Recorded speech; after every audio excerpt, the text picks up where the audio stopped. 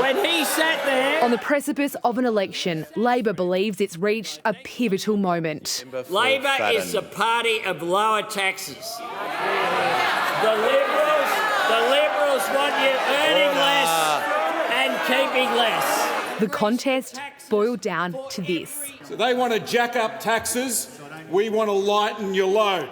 In a late-night sitting, the government's income tax cuts passed Parliament, saving Australians $5 a week from July next year and $10 a week the year after. But this is the image Labor wanted. They have voted no to tax cuts. This morning, Angus Taylor doubled down, vowing to axe the tax cuts if elected. But to be clear, you would repeal it. We absolutely would repeal it. A stunningly stupid admission. But this showdown is far from over. In a policy targeting voters in the outer suburbs and regions, Peter Dutton's promising to halve the tax on petrol and diesel to 25.4 cents a litre, saving households that fill up weekly about $14 a week or $700 a year. Borrowing from the Howard and Morrison pre-election playbooks, the one-year cut will cost the budget $6 billion, well below the $17 billion Labor's spending on tax cuts over 5 years. We took a decision that giving the fuel tax cut now to families straight away is a better option than providing 70 cents a day in 15 months' time. How much would that help you?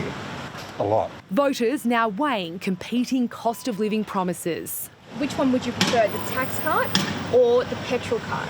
Maybe the petrol cut. But I'd rather a tax cut. A cut to the fuel excise will form the centrepiece of Peter Dutton's budget in reply speech. The opposition leader also going big on gas, promising an East Coast reservation policy to bring down gas prices and with it, power bills. And with that, the 47th Parliament is effectively over. The Albanese government passing its budget bills and clearing its legislative agenda.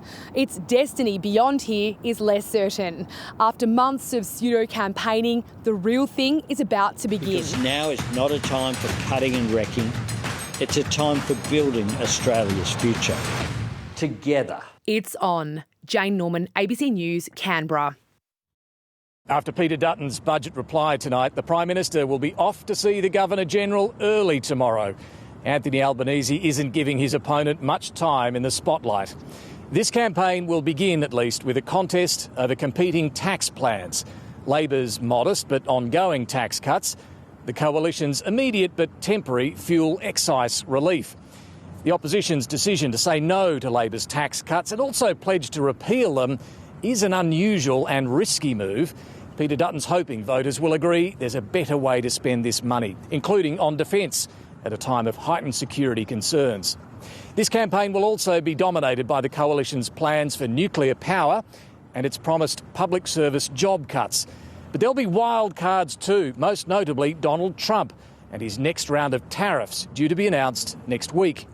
There's been some movement in the polls back towards Labor in recent weeks, and the polls do suggest we're heading for a hung parliament.